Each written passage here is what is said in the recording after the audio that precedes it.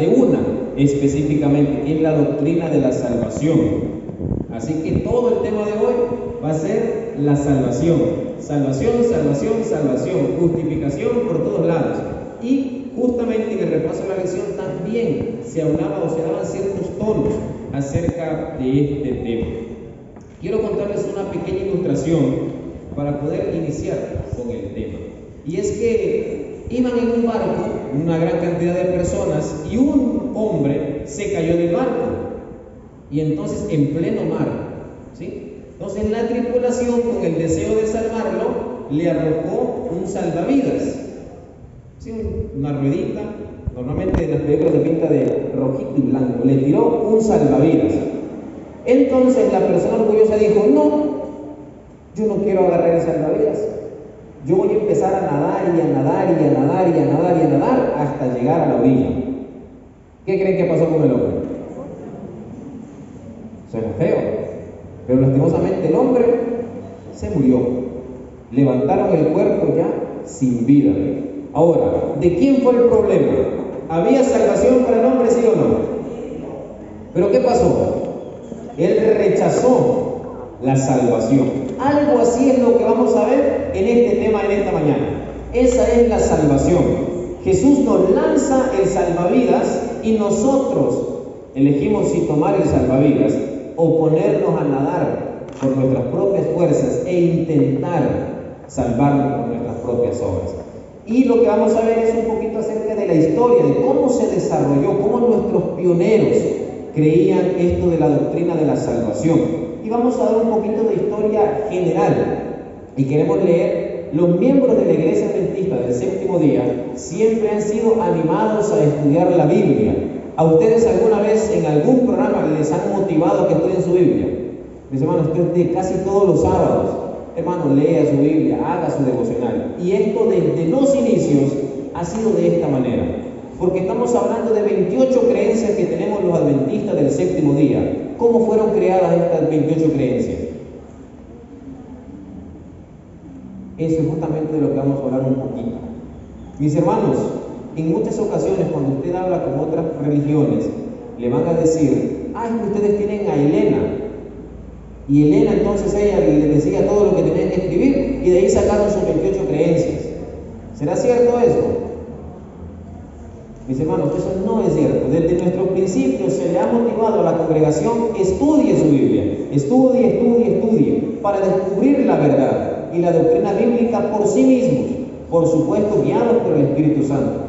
No están obligados a creer un dogma, es decir, un conjunto oficial de doctrinas, solamente porque los teólogos de la iglesia así lo afirman. Tal persona lo dijo, así es. No, hay fundamento bíblico. Si no está en la Biblia, puede ser quien sea que se pare aquí, y si no está en la Biblia, no se le cree. No, que es el pastor de... No se le cree. La Biblia es la Biblia y es la palabra viva inspirada por Dios. Y es lo que nosotros tenemos que creer. Entonces, ahí borramos un poquito de que Ellen White es la que entonces ella nos daba las doctrinas y nos daba las creencias. No, no fue así. Las 28 creencias fundamentales constituyen la posición doctrinal oficial de nuestra iglesia. En ellas se describen todas las principales creencias y prácticas de la misma, en especial las que son distintivas. ¿Cuáles son las que nos caracterizan a nosotros, nos hacen diferente de otras denominaciones o de otras religiones? 10 mandamientos nos hacen únicos. Además de los 10 mandamientos, el sábado. Además del sábado, la inconsciencia de los muertos o el estado consciente de los muertos. También el juicio investigador y sobre todo la que sí definitivamente solamente los adventistas tenemos, el santuario. Ninguna otra religión, ninguna otra denominación, nadie habla más que los adventistas del Séptimo Día del santuario, del ministerio de Cristo en el santuario celestial. Nadie más. Nos hacen distintos. ¿Y de dónde salieron todas estas creencias, estas doctrinas? Allí es lo importante. No salieron de Ellen White. Sí, ella escribió bastante, pero no salieron de ella. Nuestra fe no está fundada en Ellen White. Porque eso, lo que tal vez nosotros no lo hemos escuchado demasiado, pero cuando hablamos con otras denominaciones, siempre salen con eso. Ustedes son los de Ellen White. Yo no soy de Ellen White, yo soy de Cristo Jesús, yo no soy ustedes. Y ojo, el espíritu de profecía, claro que sí. De hecho, es otra característica distintiva que tiene nuestra iglesia.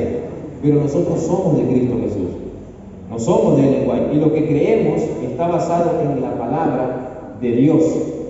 Allí están las 6 doctrinas, que luego se dividen en 28 creencias. Esto es como para que lo vayamos conociendo. La primera doctrina es doctrina de Dios, y esa se basa en otras creencias, las primeras 3 creencias de hecho.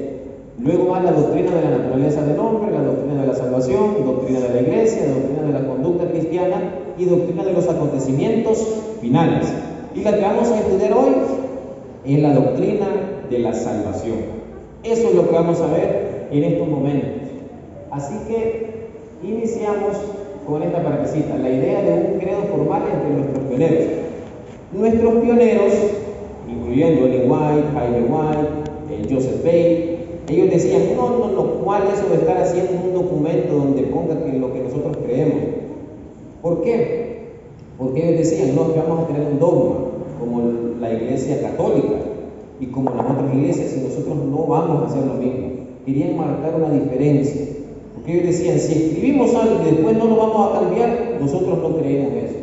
Y se resistían porque, ojo, recuerden, mis hermanos, nosotros no somos adventistas porque así de una vez creció y fueron adventistas. Joseph Bale ya creció adventista, y Ellen White ya creció adventista, o el esposo ya era adventista. No, ellos venían de otras denominaciones, de la comunidad cristiana, eran metodistas, bautistas, y todos estos tenían conceptos de un credo que decían, no, si tenemos algo, así como la iglesia católica, nos vamos a confundir y nos vamos a perder igual, porque entonces no vamos a cambiar.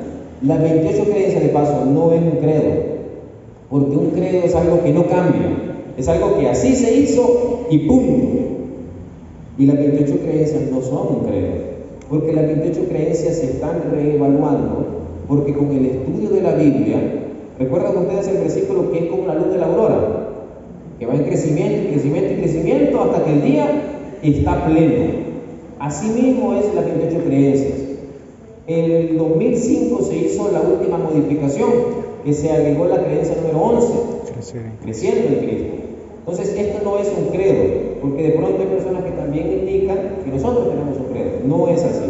Las 28 creencias se hizo con el objetivo de que las demás personas estudiaran cómo los adventistas ven la Biblia, qué es lo que nosotros estamos creyendo, para que tengamos una unidad en la creencia. Pero no significa que porque ahí está escrito algo, así es ley y norma. No, se estudia la Biblia y se perfecciona con cada revisión, Ese es un poquito de la historia. Ahora, vamos a pasar a la doctrina de la salvación. Ahora sí, puntualmente, ¿cómo miraban nuestros pioneros la doctrina de la salvación? ¿Qué entendían ellos? Ojo, esto cuando todavía no eran adventistas del séptimo día oficialmente, porque eso fue en 1873, un poquito antes. ¿Cómo miraban ellos la salvación? Cuando estudiaban la Biblia y miraban la palabra salvación, ¿qué significaba para ellos? ¿Qué era lo que ellos entendían por este tema de la salvación?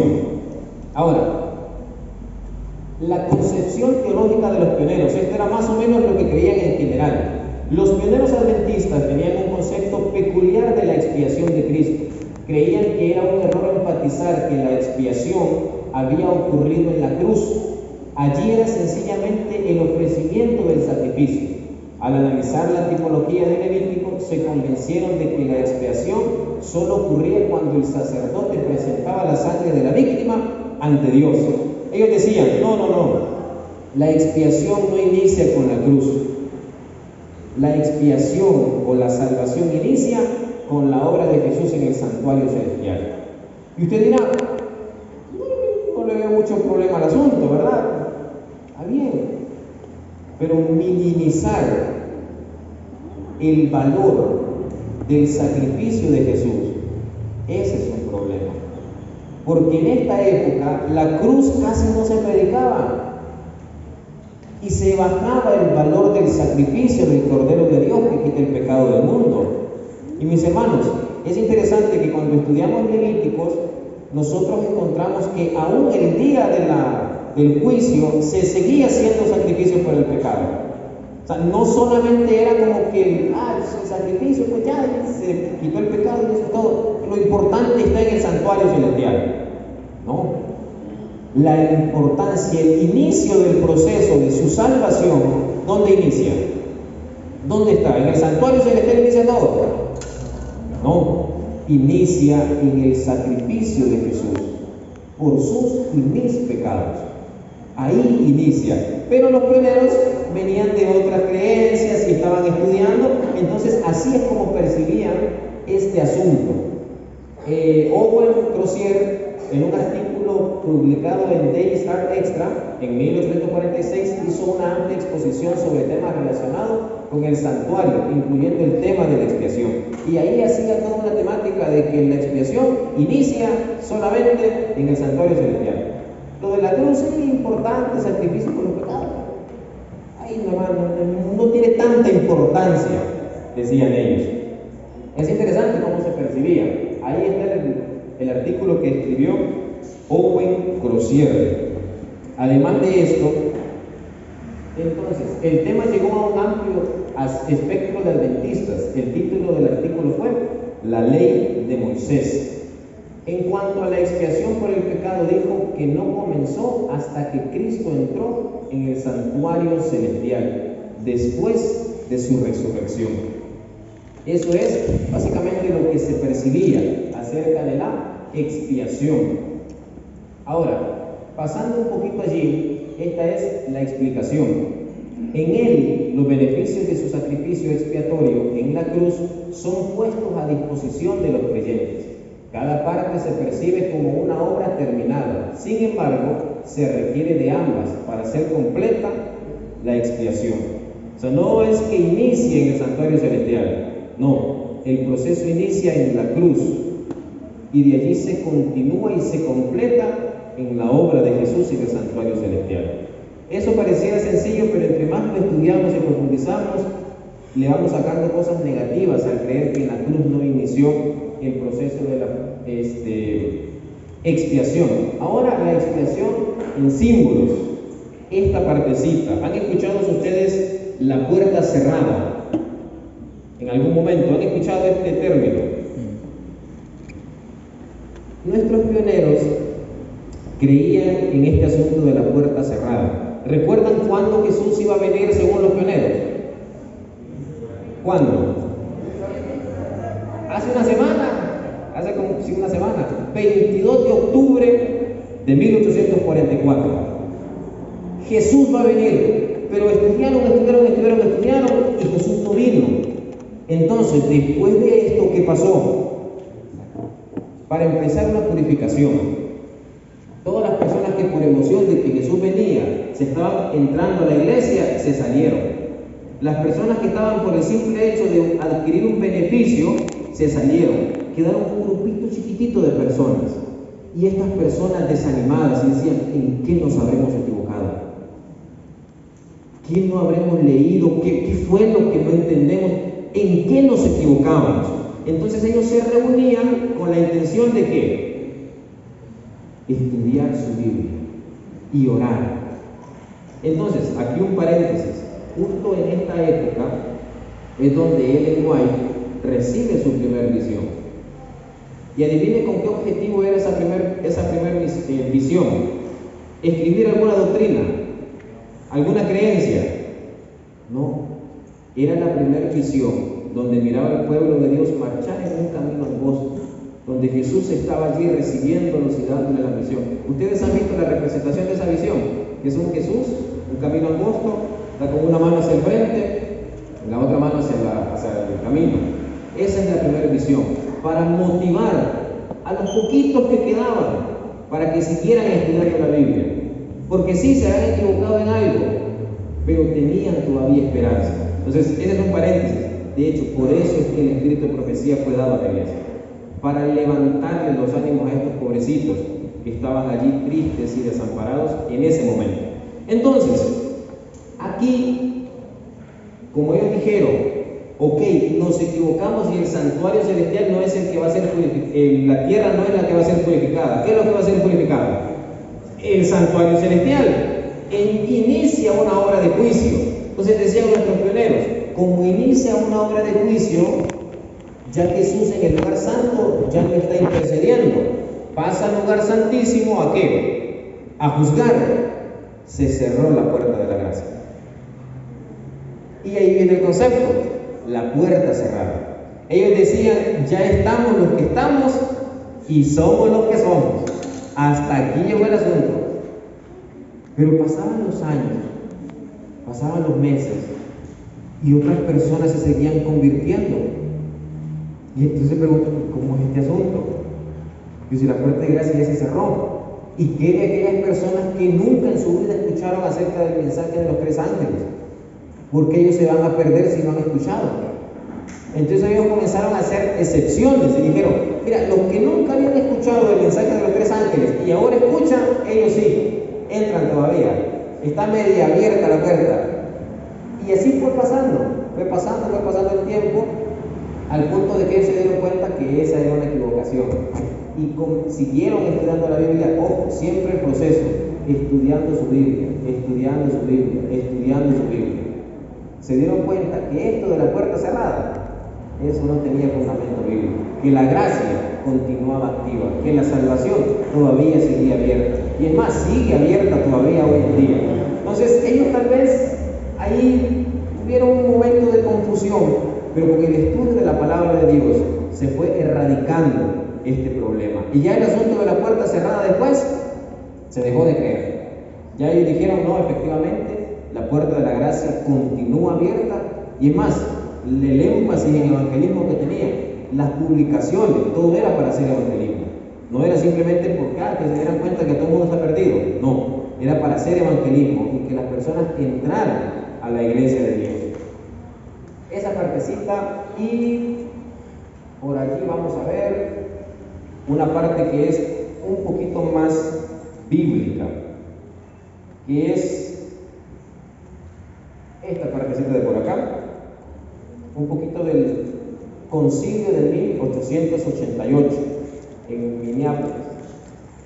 Efectivamente, allí, no sé si han escuchado acerca de ese concilio, 1888, de pronto ahí les suena, pero en ese concilio es donde la justificación por la fe, todo este asunto de la puerta cerrada, todo este asunto de que si somos salvos por gracia, si tienen algo que ver las obras, todo este asunto allí se llevó a cabo, se explicó, se planteó de una mejor manera.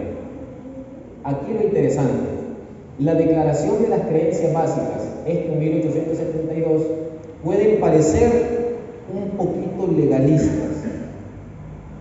El enfoque de nuestros pioneros, ellos creían que eran salvos por fe, pero le daban un énfasis muy grande, adivinen a qué, a las obras.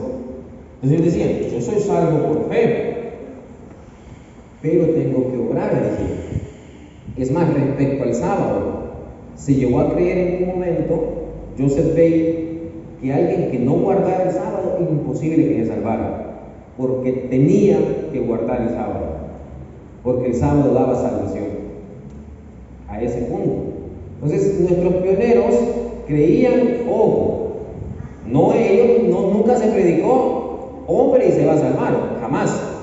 Pero el énfasis que se hacía era que usted tenía que agregarle un poquito más a la salvación. Porque sí, Jesús ya realizó una parte, pero usted aquí tiene un poquitito más que hacer para salvarse. Y eso no es así. La salvación de Cristo es 100% completa. No hay nada más que agregarle, no hay nada más que quitarle. Es 100% completa. Es un problema un poco más de énfasis lo que se hacía en esa época. El énfasis era un poquito más las obras. Entonces, para 1888, este énfasis ahí sí totalmente fue erradicado.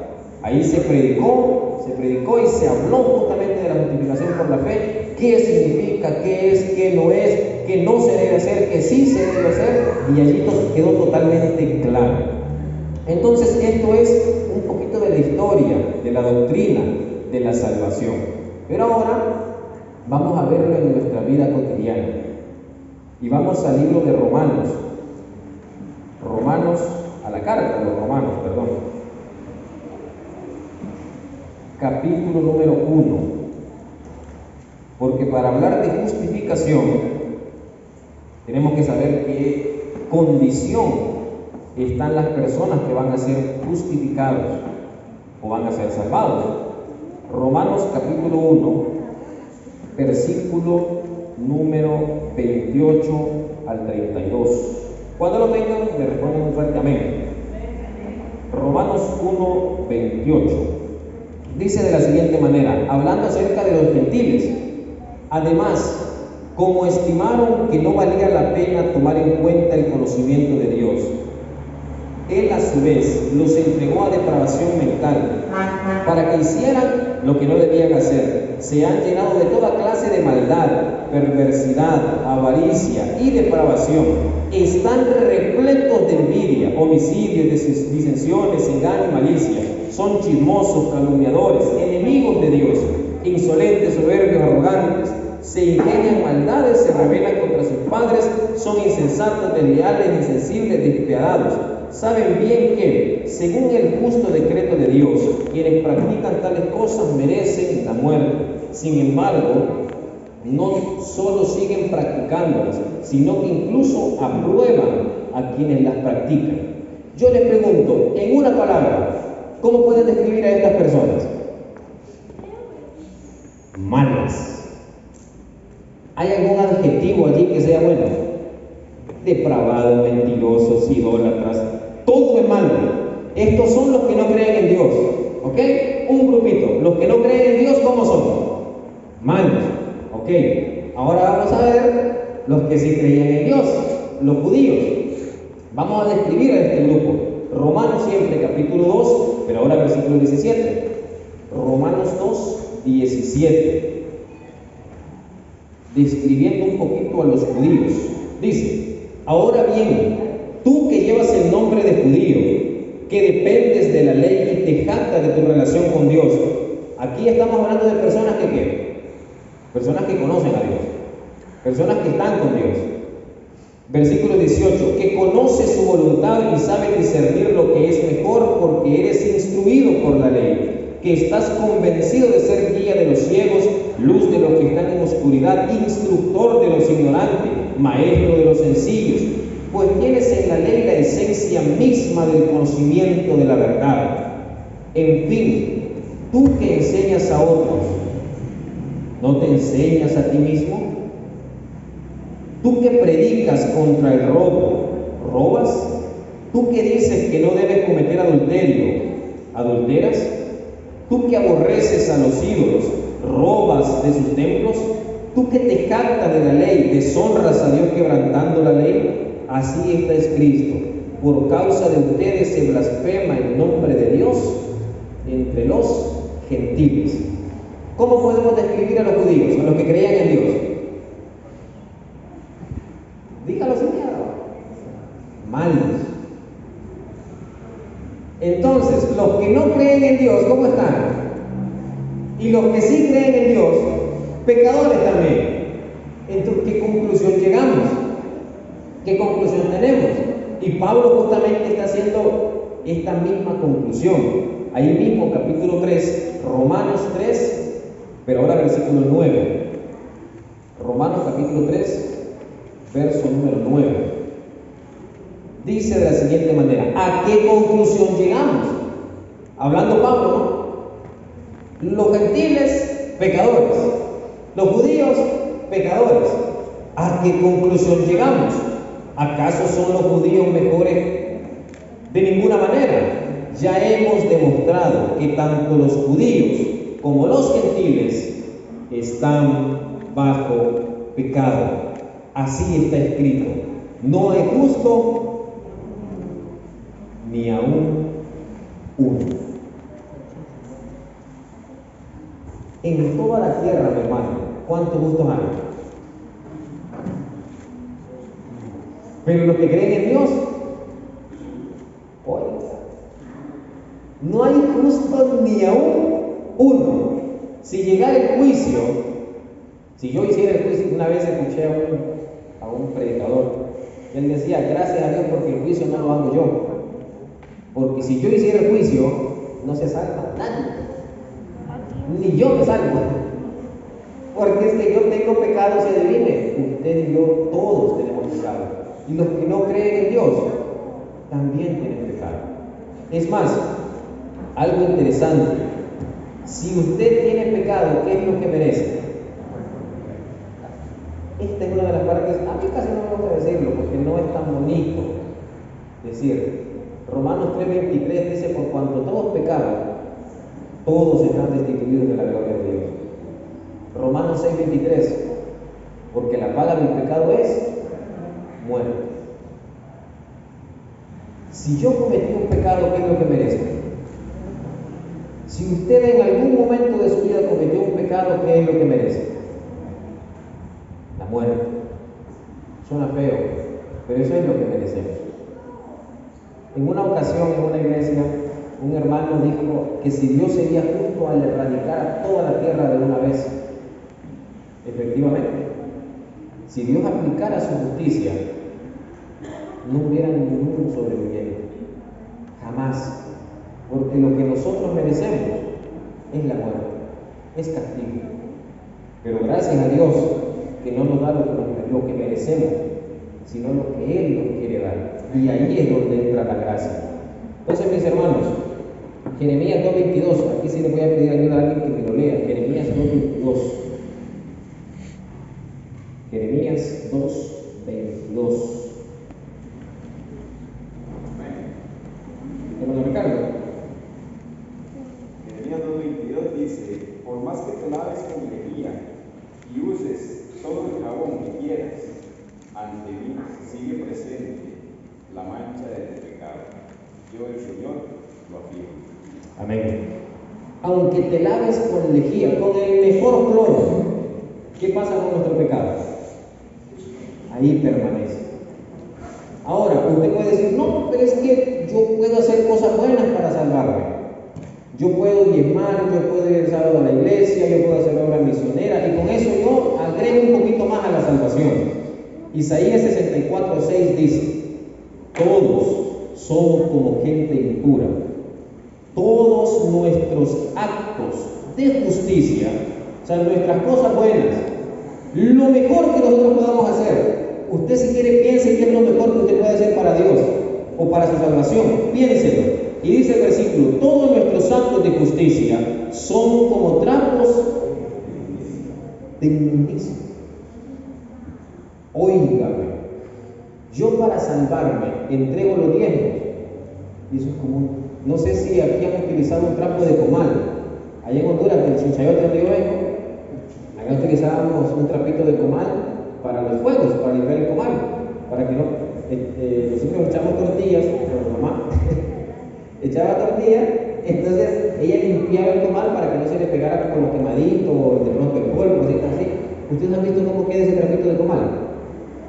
Eso es un desastre, ¿no? Eso se puede lavar y relavar y relavar. Eso no le sale el asunto. Siempre está sucio, tiene un hoyito, tiene todo quemado por todos lados. La Biblia dice que lo mejor que usted puede hacer para salvarse es como ese trapito de comal. Lo mejor. No, pero es que yo hago obra misionera y se han bautizado 20 personas. Si es para salvación, como ese trapito de comal, no cuenta, no le agrega absolutamente nada. Porque, hermano, Dios es un Dios santo, santo, santo. ¿Qué puedo hacer yo para parecer algo bueno delante de ese Dios 3 veces santo? Que en pecado fui concebido. No puedo hacer absolutamente nada. Ahora, esa es la condición de nosotros. Nosotros siempre hemos predicado que la salvación y que Jesús es el Salvador, pero ustedes realmente se han puesto a pensar por qué salvación y por qué Salvador. Porque usted y yo estamos perdidos. Eso es. Nosotros estamos en un pozo y no podemos salir de allí. Es como que a usted le dijeran, mi hermano, usted se salva si de un salto toca la luna. Así de sencillo. ¿Cuántos levantan la mano para probar? Con un brinquito, a lo máximo, ni siquiera le doy un mes para que haga pesas, fortalezca sus piernas y todo el asunto. Con un salto toca la luna y se salva. ¿Cuántos alcanzarían? Pero verdad que yo lo intentaría, yo como me da un brinquito ahí 30 centímetros. Yo lo intentaría, pero no lograría tocar la luna, porque es imposible para mí tocar la luna. Pero allí es donde entra la justificación, allí es donde entra la salvación. ¿Por qué? Porque la salvación es justamente eso, lo que nosotros no podemos hacer. ¿Quién lo hizo? Cristo Jesús ya lo hizo. Lo que usted y yo no podemos hacer, ya Jesús lo hizo en la cruz del Calvario. ¿Y qué es lo que usted tiene que hacer? ¿Recuerda usted la pregunta del carcelero? ¿Qué debo hacer yo para ser salvo? ¿Qué le dijo? Mire, tiene que ir a dar estudios bíblicos, luego de dar estudios bíblicos usted tiene que bautizarse, luego tiene que ir a dar sus diezmos, luego tiene que ir el sábado a la iglesia, y luego tiene que comprarse corbata, y luego tiene que comprarse un saco, y así usted va a ser salvo. Eso dice su Biblia. O ustedes se la saben bastante, o porque mi Biblia tampoco dice eso. ¿Qué dice el versículo? Cree en el Señor Jesucristo y serás salvo tú y tu casa. ¿Cuál es la esencia de la salvación? Creer en Cristo Jesús. Ahora, vamos a dejar algo claro acá. Si usted le preguntara a Satanás si cree en Jesús, ¿qué cree que le respondería? Oh, ¿qué problema me estaba metiendo? Si usted le preguntara a Satanás, ¿usted cree en Jesús? Claro, lo conoce. Si fue creado justamente por Jesús, estuvo en el cielo con él. Los demonios, ¿ustedes creen que creen en Jesús? La Biblia lo dice. Los demonios creen y tiemblan. Óigame, pero entonces ¿por qué Satanás no se salva? Y entonces ¿por qué los demonios no se van a salvar? ¿Por qué será? Eso es lo interesante. Y tal vez voy a dar un ejemplo y espero me dé a entender. Satanás está sentadito y usted le pregunta, ¿usted cree en Jesús? Claro que sí. Y Jesús le dice entonces, sígame. No, tranquilo. Aquí estoy bien, sentadito. Y Jesús le dice, pero vamos el sábado a la iglesia. ¿Para qué el sábado? Tranquilo, vaya usted si quiere. Ojo, pero Satanás cree. ¿Cuál es la diferencia entonces del creer de Satanás y el creer suyo y mío para adquirir salvación? Cuando usted está sentadito y usted le pregunta, ¿usted cree en Jesús? Claro, yo creo en Jesús. Y Jesús le dice, sígueme, ¿qué hace usted? Vamos, yo voy con Jesús. Y Jesús le dice, vamos el sábado a la iglesia. ¿Y qué hace usted? Claro, vamos el sábado a la iglesia. Pero Jeffrey, hay que entregar el diezmo. Definitivamente, hay que entregar el diezmo. ¿Cuál es la diferencia entre el creer de Satanás y el creer que Dios pide? Acción. Ojo, esta acción no le genera a usted salvación. Eso es diferente. Pero el creer que Dios pide, la salvación que a usted le da es tan grande que lo mueve a accionar. Las acciones no lo van a salvar. Pero usted dice, yo amo tanto a Jesús y por supuesto yo quiero ir el sábado a la iglesia. Es más, tempranito voy a llegar porque yo quiero estar con Él desde temprano.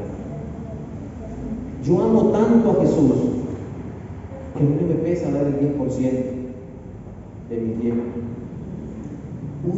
Hacer obra misionera para mí no es una carga, es compartir lo que he recibido de parte de Dios. ¿Me va a salvar hacer obra misionera? No me va a salvar hacer obra misionera.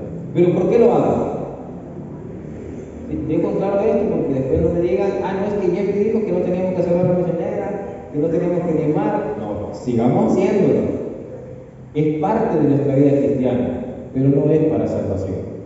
Eso a usted no le da salvación. Y eso lo vamos a leer aquí en Romanos capítulo 4. Volviendo a la carta de los Romanos. Romanos capítulo 4.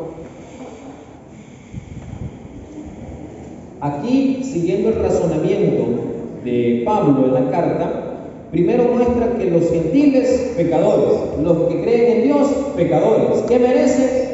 Muerte. Entonces, ¿qué vamos a hacer entonces para salvarlos? Él le cita a Abraham, Romanos 4:1, dice: entonces, ¿qué diremos en el caso de nuestro antepasado Abraham? En realidad, si Abraham hubiera sido justificado por las obras, habría tenido de qué jactarse, pero no delante de Dios. Versículo 3. Pues, ¿qué dice la Escritura? Le creyó Abraham a Dios y esto se le tomó en cuenta como ¿qué? Como justicia. Ahora bien, cuando alguien trabaja, no se le toma en cuenta el salario como un favor, sino como una deuda. Básicamente Pablo está explicando, si Abraham se hubiera salvado por sus obras, eso no es justificación, porque él entonces hubiera merecido la salvación. Pero Pablo dice, Abraham no mereció la salvación. A Abraham se le declaró salvo. Eso es muy diferente. Eso no tiene nada que ver con las obras y con lo que Abraham hacía. Él se le fue declarado salvo y luego entonces se le pidió que circuncidara a su hijo. No fue al revés. Circuncide a Isaac para que usted sea salvo. No fue así. Usted puede continuar todo el capítulo 4 y no fue así. La circuncisión se le dio como una señal de que él había sido salvo. El que usted venga el sábado a la iglesia, ¿qué es? Para salvarse. Es una señal de que usted ya ha sido salvo. Si usted entrega sus diezmos, para ser 1% más salvo, porque entregué los diezmos. No, es porque usted ya es salvo. Eso es la justificación. Lo que yo merezco, Dios no me lo da. Pero Dios dice, sí, Jeffrey es pecador, pero Jeffrey cree en mí. Él es declarado salvo. Hermano Ricardo, declarado salvo. No, pero es que el hermano hace tal y tal cosa.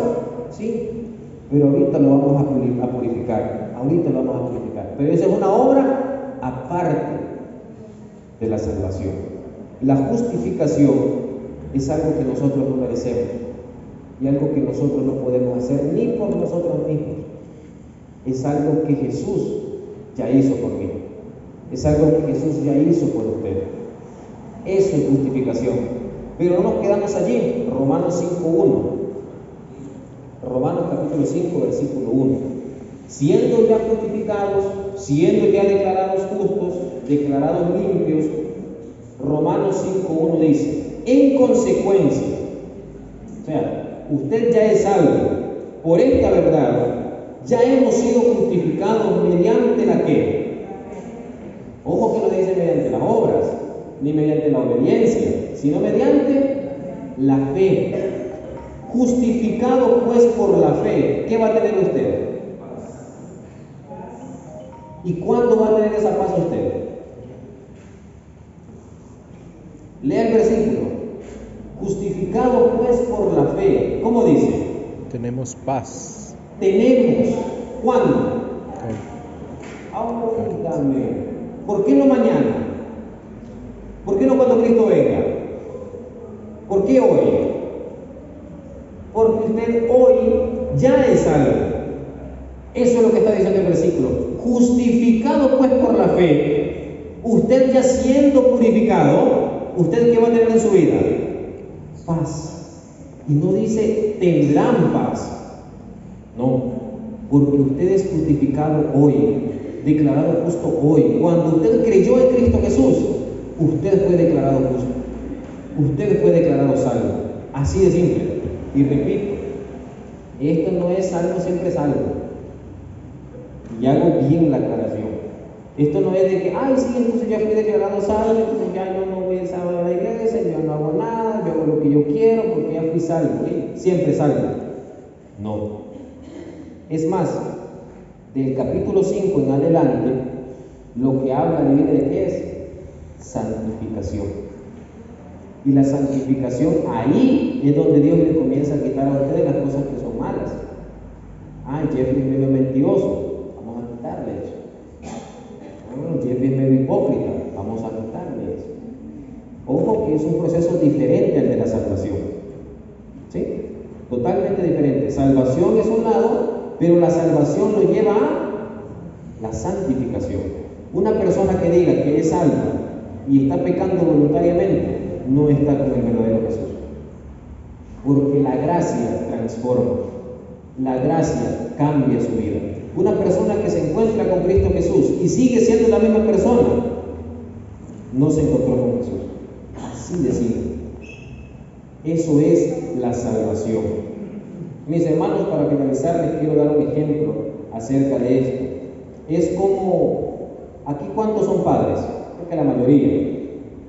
Y me imagino que más o menos pasaron por esta situación. Si su hijo se metiera a un pozo de lodo que le llegara como hasta el cuello y se está ahogando, cada vez se va hundiendo más y más y más y más en el lodo, y usted lo mira, ¿qué es lo que usted haría? Usted llega al pozo y le dice: ¿por qué te metiste al pozo? ¿Qué fue lo que hiciste? Yo te dije que no tenías que meterte en el pozo, ahora mirate cómo estás de sucio. Así le diría a usted. Y el niño hundiéndose cada vez más. Eso diría usted. A ver, como padre, ¿qué haría? Inmediatamente lo saca. No le va a andar preguntando por qué te metiste, cuándo te metiste, qué fue lo que hiciste, nada. En ese momento no es la prioridad. Usted lo saca de allí. Y cuando usted lo saca, ¿qué fue lo que hizo? Lo salvó. ¿Ok? Ya usted lo salvó y le dice: bueno, ahora váyase a acostar. ¿O qué hace usted? ¿Será que lo va a mandar a bañar, lo va a cambiar, que se quite todo ese lodo? De pronto lo va a bañar en cloro, no sé cómo lo ruda, no sé qué le va a poner ese niño, tanto lodazal que tiene por todos lados, no sé qué es lo que usted va a hacer como padre. Pero usted primero lo va a mandar a bañarse cuando está dentro del pozo o cuando está fuera del pozo. Fuera del pozo.